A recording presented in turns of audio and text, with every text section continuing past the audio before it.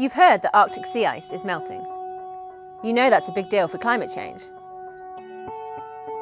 But what have you heard about the Antarctic? Most of us probably think that the Arctic and the Antarctic are pretty similar. One's at the top with polar bears, one's at the bottom with penguins. They're both cold. But while the Arctic is an ocean surrounded by land, the Antarctic is a landmass surrounded by ocean. And that matters for climate change, because sea ice and land ice are not the same thing. We know the Arctic has been melting for the last 30 years, but the reason you've heard less about the Antarctic is that much of it remains a mystery. Antarctica is massive and inhospitable, which makes it difficult and expensive to get to, so it's very hard to monitor and establish clear trends. And what we do know is kind of confusing. Last year, just as the Arctic sea ice dropped to a record low, so too did the sea ice surrounding the Antarctic. But 3 years before that, it hit a record high. Scientists aren't sure why it's varied so much recently. Now, most of the sea ice that forms around the Antarctic isn't permanent. It disappears every summer. But the ice in the Arctic remains year-round, meaning it can reflect more of the sun's rays, a process that's important for cooling the planet. But when it comes to sea level rise, the melting of sea ice does not in itself contribute. It's like an ice cube in a glass of water. The water has already been displaced, so when the ice melts, the water doesn't rise any further. But the warming Arctic means that the Greenland ice sheet is now starting to melt. And that does mean that sea levels rise, because Greenland is land ice. And of course, so too is the Antarctic continent.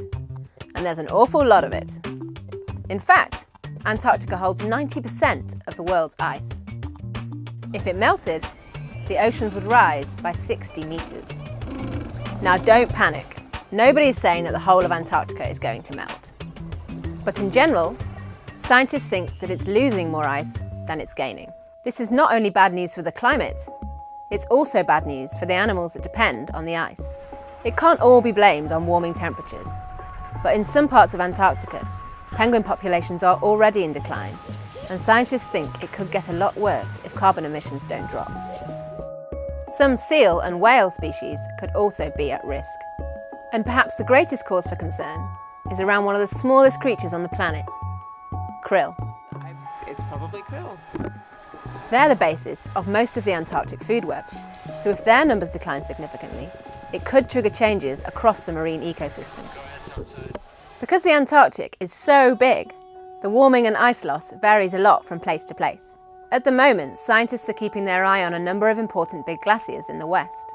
Take Thwaites Glacier, for example, one of the biggest in the world. This glacier is already thought to be contributing around 4% of global sea level rise. Scientists aren't just worried about a slow melt of the glacier itself.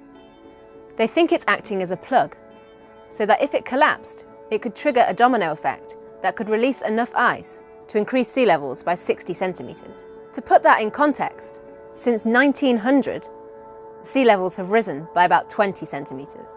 Scientists disagree about when this could happen. It could be centuries or even millennia away. But it poses a serious risk to low-lying cities around the world. And because of changes to Earth's gravitational pull, it would actually affect the northern hemisphere the most. Don't ask me to explain how that works. So even though the Antarctic might seem very far away, what happens there affects us all. Subscribe to our channel and let us know in the comments below what topic you'd like to hear about next. And perhaps the greatest cause for concern is around one of the smallest planets on the creature. Like Terry Pratchett. It's great.